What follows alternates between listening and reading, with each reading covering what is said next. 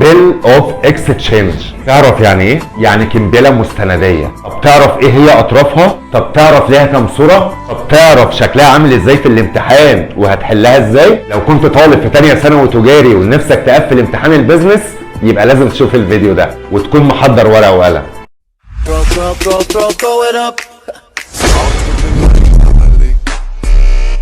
السلام عليكم، ازيكم عاملين ايه؟ يا رب تكونوا تمام. ان شاء الله حلقه النهارده هتبقى مخصصه لطلبه وطالبات الصف الثاني الثانوي التجاري. حلقه النهارده يا جماعه هتبقى الحلقه رقم 2 في ماده البيزنس. شرحت لكم اول حلقه وهسيبها لكم تحت في صندوق الوصف، كنت شرحت لكم فيها الفاكسات اللي هو الاستفسار انكوايري، التسعير كوتيشن، والطلب اللي هي الاوردر. كده ان شاء الله هيبقى بقالنا فيديو واحد في البيزنس باذن الله في اقرب فرصه اللي هي الفاتوره. وحابب افكركم برضو ان انا شرحت لكم ماده المحاسبه الماليه كامله، ومش بس كده وراجعت لكم عليها كمان. لازم تشوف كل الفيديوهات دي علشان ان شاء الله تضمن ان انت تقفل في امتحانات نص السنه، وباذن الله تعود نفسك من دلوقتي انك لازم تبقى طالب جامعي. هسيب لك كل الفيديوهات دي تحت في صندوق الوصف.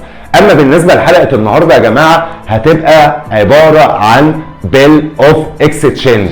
يعني ايه بيل اوف اكستشينج؟ يعني الكمبياله المستنديه، وده بيبقى سؤال من ضمن اسئله امتحان البيزنس للترم الاول. يلا مش عايز اطول عليك اكتر من كده، تعال نشوف شكل الكمبياله المستنديه بيبقى عامل ازاي وبنحلها ازاي في الامتحان. لازم تبقى مجهز الورقه والقلم. يلا بينا. اول حاجه لازم نعرفها يعني ايه كمبياله. الكمبيالة هي أمر بالدفع. الكمبيالة هي أمر بالدفع. طيب الترجمة بتاعتها إيه بالإنجليزي يا مستر؟ يعني هي هتجيلنا في الامتحان كمبيالة؟ لا، هيقول لي عليها بيل أوف اكستشينج. يلا اكتب معايا بالورقة والقلم. كمبيالة يعني إيه؟ بيل أوف اكستشينج، والاختصار بتاعها بي إي. يبقى معنى كلمة كمبيالة إيه؟ بيل اوف اكستشينج. طيب والاختصار بتاعها ايه؟ بي اي. وزي ما قلت لكم ان الكمبياله معناها هي امر بالدفع. طيب يلا سجل معايا. اطراف الكمبياله، اطراف الكمبياله 3 اشخاص. مين هما؟ الساحب والمسحوب عليه والمستفيد. يبقى اطراف الكمبياله كم شخص؟ 3. مين هما؟ الساحب والمسحوب عليه والمستفيد. طيب ساحب يعني ايه؟ يعني ايه بالانجليزي؟ هيجي لي ازاي في الامتحان؟ درور. ساحب يعني درور، سجل وراه بالورقه والقلم. مسحوب عليه يعني درو وي، درو وي. طيب مستفيد بي، بي. يبقى اطراف الكمبياله كم شخص؟ 3. ساحب يعني درور، مسحوب عليه يعني درو وي، مستفيد يعني بي. طيب مين هو الساحب؟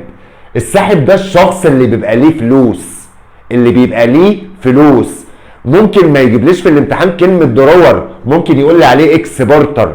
اكسبورتر يعني الراجل اللي بيصدر البضاعة، الراجل اللي بيبيع البضاعة، وخدناه قبل كده وهسيب لك الفيديو تحت في صندوق الوصف.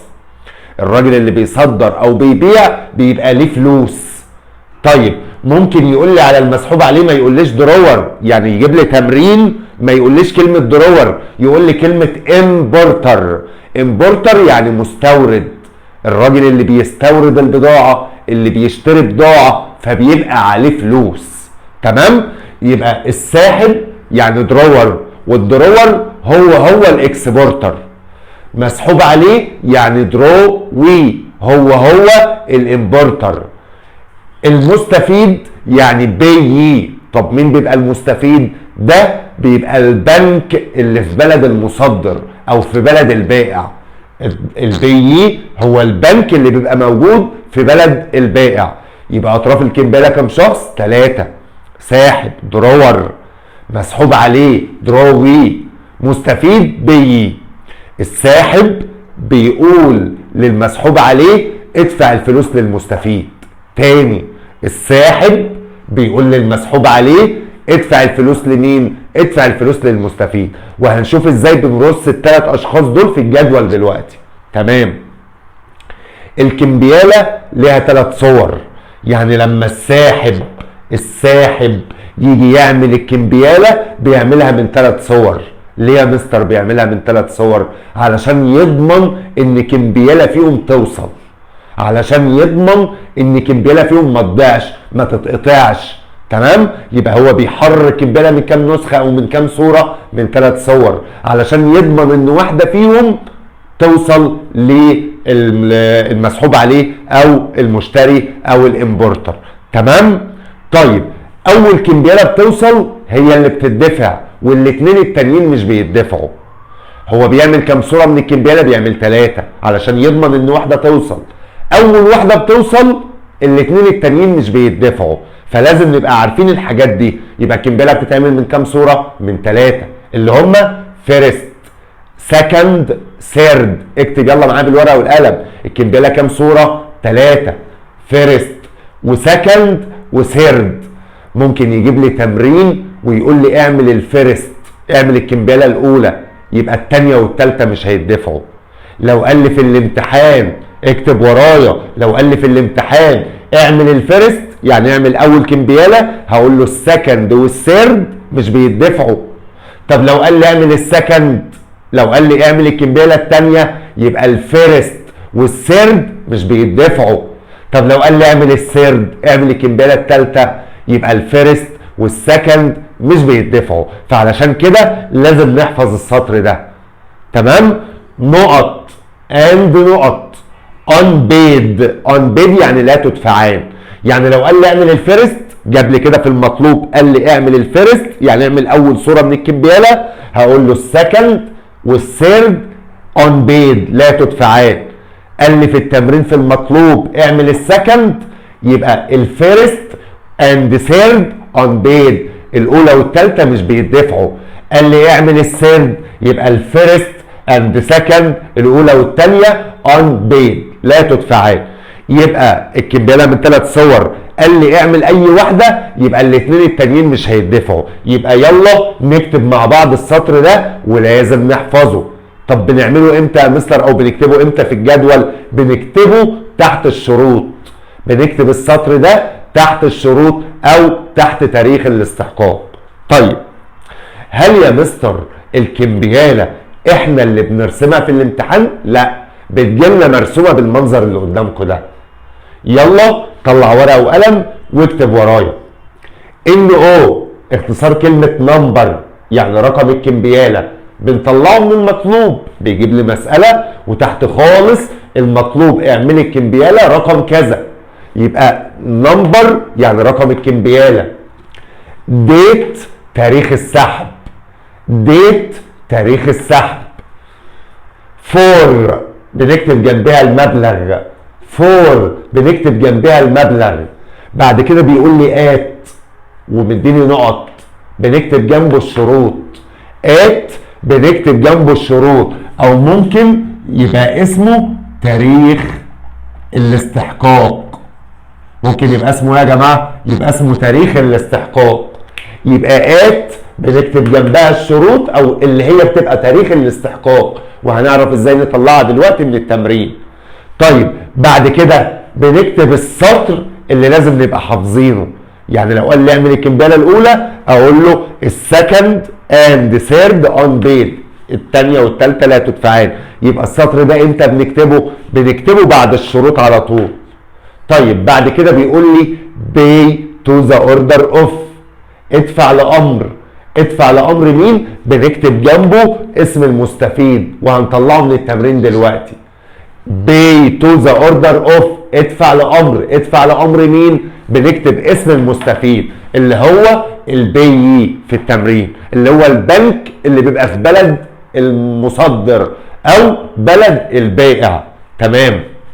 the sum of مبلغ وقدره، المبلغ اللي هنا بنكتبه هنا بس بالحروف، المبلغ اللي هنا بنكتبه هنا بس بالحروف. طيب بعد كده بيقول لي value received against CI number، هدور في التمرين على الكلمة دي، كلمة CI number هتبقى موجودة في التمرين وجنبها رقم، هجيب الرقم ده ونحطه جنبها CI number. طيب اندر ال سي نمبر، برضه هدور على ال سي، هتبقى موجوده في قلب السؤال، هتبقى موجوده في قلب التمرين ال سي نمبر وجنبها رقم، هجيب الرقم ده ونكتبه هنا. اكسبتد تاريخ القبول، اكسبتد تاريخ القبول. يبقى كده الكمبياله بيبقى فيها تاريخين، تاريخ السحب التاريخ اللي بتتعمل فيه الكمبياله، وتاريخ القبول التاريخ اللي بتتقبل فيه الكمبياله. طيب بيقول لي تو، واحنا عارفين ان كلمه تو يعني الى، بنكتب جنب تو اسم المسحوب عليه، بنكتب جنب تو اسم المسحوب عليه اللي هو الدروي او الامبورتر. يبقى هنا بنكتب اسم الشركه يعني وعنوانها بتاع المسحوب عليه. طيب مين اللي بيمضي تحت خالص؟ بيمضي الساحب. بيمضي مين؟ الساحب اللي هو الدرور، او ممكن يبقى اسمه الاكسبورتر. يبقى مين اللي بيبقى تحت خالص؟ بيبقى تحت خالص الساحب. بنكتب اسم الشركه واسم المدير. يبقى الساحب بيقول للمسحوب عليه، الساحب بيقول للمسحوب عليه ادفع الفلوس للمستفيد. تاني، الساحب بيقول للمسحوب عليه ادفع الفلوس للمستفيد. تاني، الساحب بيقول للمسحوب عليه، يبقى الساحب بيبقى اخر واحد تحت اللي بيمضي على الكمبياله والمسحوب عليه فوقيه على طول. الساحب بيقول للمسحوب عليه، ونطلع فوق خالص في الكمبياله بيتو، يعني ادفع لامر مين؟ لامر المستفيد. تمام؟ يلا بينا نشوف تمرين زي ان شاء الله اللي هيجي لنا في الامتحان. تمرين بيجي لنا بالشكل اللي انتوا شايفينه ده في ورقه الامتحان. يلا نقراه مع بعض، ورقه وقلم واكتب التمرين ورايا. بيقول لي درور، خدنا من شويه كلمه درور يعني ايه؟ يعني ساحب. ممكن ما يجيبليش كلمه درور ويقول لي مكانها اكسبورتر، الاتنين واحد. ما هو الاكسبورتر ده المصدر اللي بيبيع، ده اللي بيسحب الكمبياله، ده اللي بيبقى ليه فلوس. يبقى كلمه درور يعني ساحب. درور يعني ايه يا جماعه؟ يعني ساحب. تمام. اسم الشركه ايه؟ جابان تريدنج كومباني، دي كده اسم الشركه. العنوان 3 برنس ستريت، ده العنوان بتاعها. طب والبلد؟ طوكيو في اليابان. مانجر يعني مدير، خدناها قبل كده في الفيديو اللي فات اللي هي الفاكسات، وهسيبها لك تحت في صندوق الوصف. طيب اسم المدير بتاع الدرور او المدير الساحب او المدير بتاع الاكسبورتر اسمه ايه؟ اسمه ام سونج. طيب بعد كده بيقول لي ايه؟ بيقول لي دروي يعني مسحوب عليه. دروي يعني ايه يا جماعه؟ يعني مسحوب عليه. ممكن يشيل لي كلمه دروي ويقول لي مكانها امبورتر، يعني مستورد او مشتري، ده اللي بيبقى عليه فلوس. الاتنين واحد، يجيب لي دروي او يجيب لي كلمه امبورتر.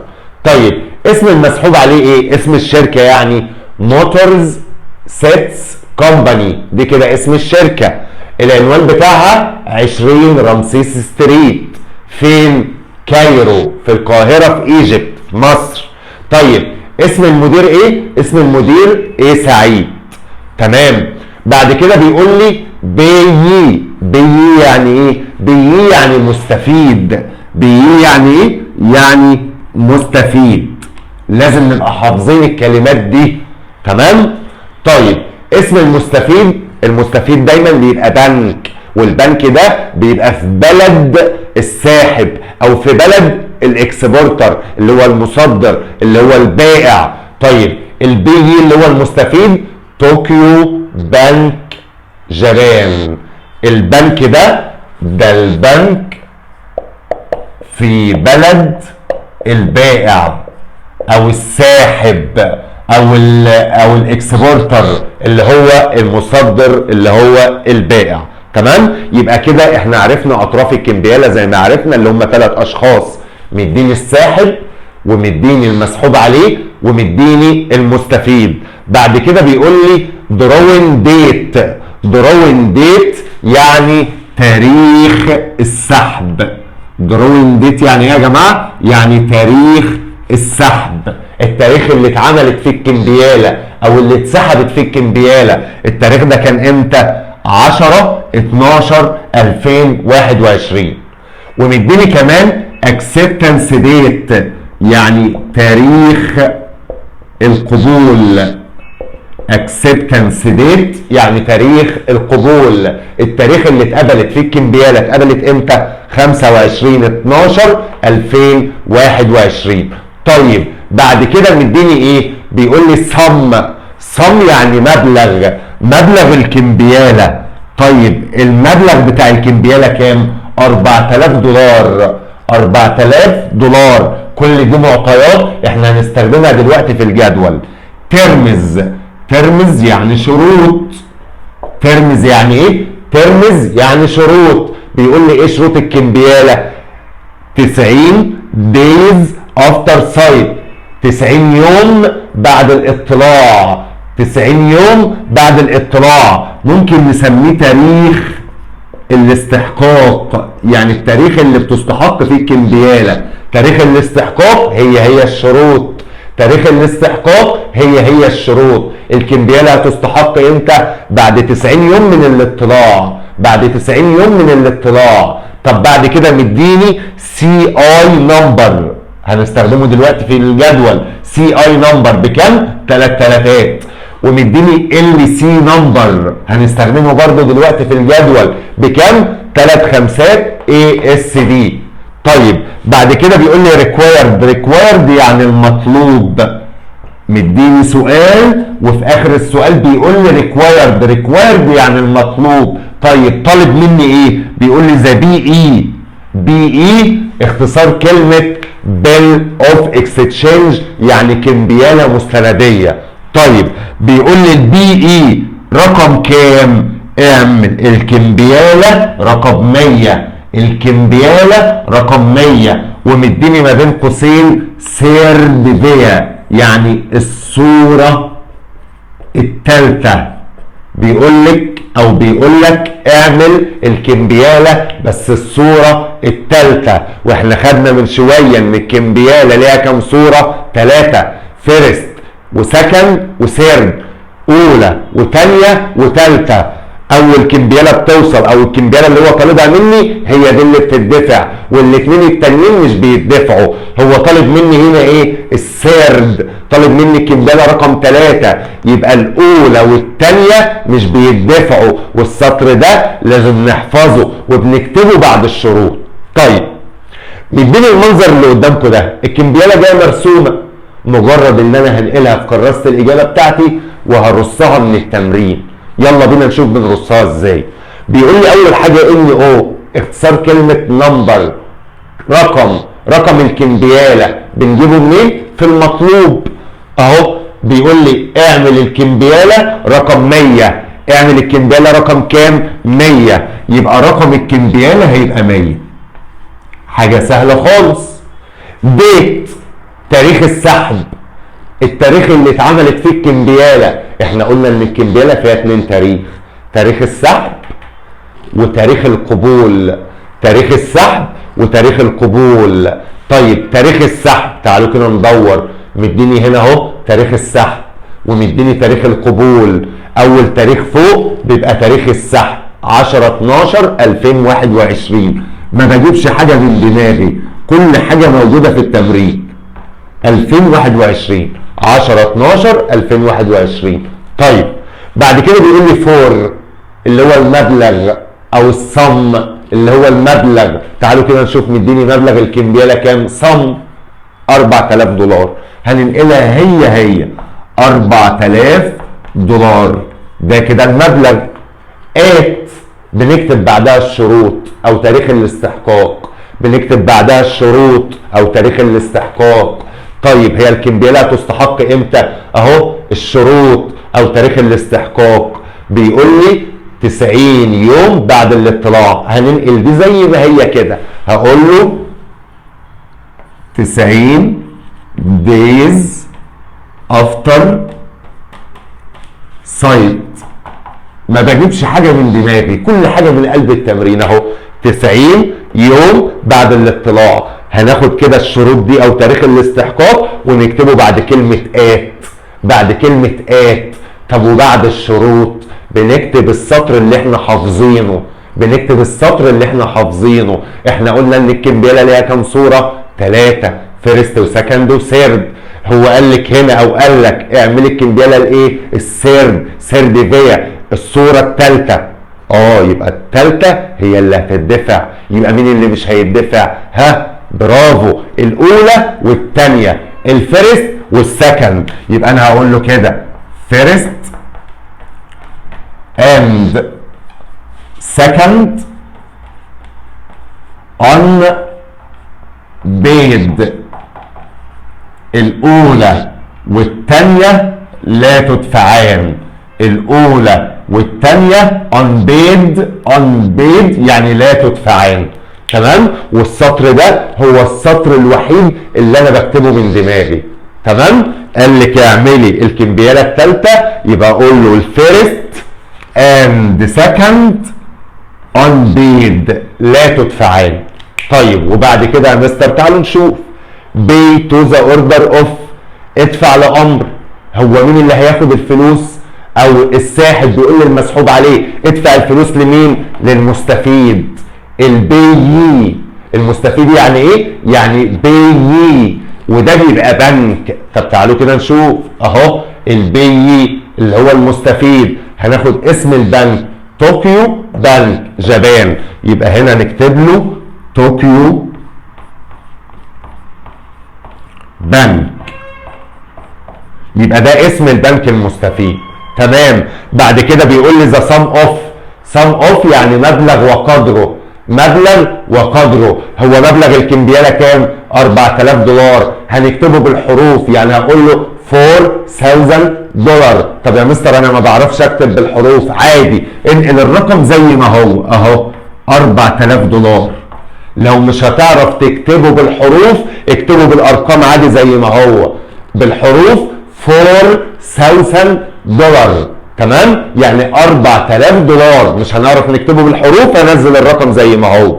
طيب بعد كده بيقول لي value received against CI number، CI number هدور على CI number في التمرين وناخد الرقم اللي جنبه. طب هنا بيقول لي CI number كام؟ 3 تلاتات، يبقى هنا هقول له 3 تلاتات، مفيش اسهل من كده.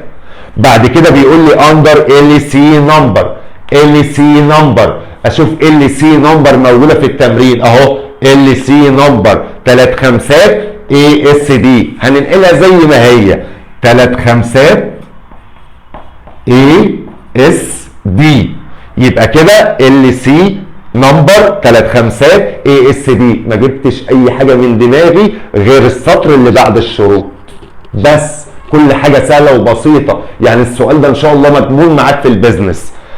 بعد كده بيقول لي تو، الى مين؟ بنكتب اسم الشركه بتاع المسحوب عليه، بنكتب المسحوب عليه، بنكتب المسحوب عليه. طب المسحوب عليه اللي هو مين؟ اللي هو دروي، اللي هو دروي، او ممكن يبقى كاتب لي كلمه امبورتر. طيب اسم الشركه المسحوب عليها مودرن سيتس كومباني، يبقى هنكتب له اسم الشركه مودرن سيتس كومباني وعنوانها تحتيها. طيب العنوان بتاعها فين؟ 20 رمسيس ستريت كايرو، يبقى انا هقول له كده 20 رمسيس ستريت كايرو. ده كده تو يعني الى، بنكتب مين؟ اسم المسحوب عليه، بنكتب مين؟ المسحوب عليه، اسم الشركه وعنوانها، اسم الشركه وعنوانها. طيب بعد كده بيقول لي اكسبتد، اكسبتد يعني بنكتب تاريخ القبول. اكسبتد بنكتب ايه يا جماعه؟ تاريخ القبول. طب تعالوا كده نشوف مديني اهو في التمرين اكسبتنس ديت، تاريخ القبول 25/12/2021. اكتب له كده 25/12/2021 ونكتب تحتيه مدير المسحوب عليه، نكتب تحتيه مدير المسحوب عليه. تحت تاريخ القبول بنكتب مدير المسحوب عليه ورايا بالورقه والقلم. تحت تاريخ القبول بنكتب اسم مدير المسحوب عليه. طب فين المسحوب عليه؟ دروي. المدير بتاعه اسمه ايه سعيد. يبقى هنا هقول له ايه سعيد. تمام. يبقى تاريخ القبول واكتب تحتيه اسم المدير المسحوب عليه. تمام.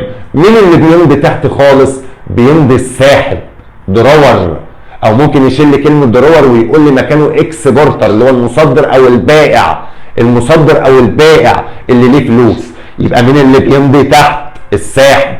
بنكتب منه اسم الشركه واسم المدير، اسم الشركه اللي بتسحب واسم المدير الساحب. طيب الساحب درور، اسم الشركه جبان تريدنج كومباني، يبقى هنا هنكتب له اسم الشركه جبان تريدنج كومباني، واسم المدير بتاع الشركه. طب اسم المدير ايه؟ ام سونج، هكتب له كده ام سونج اسم المدير الساحب. وبكده يا جماعه يبقى احنا خلصنا الكمبياله. يا ريت تكون سجلت ورايا بالورقه والقلم، والله العظيم سؤال سهل جدا ان شاء الله هتقفله في الامتحان. خدوا بالكم ان انا شرحت لكم قبل كده حصه في البيزنس كانت الفاكسات، لسه ان شاء الله مع بعض باقي لنا حصه واحده في البيزنس باذن الله في اقرب فرصه اللي هي الفاتوره.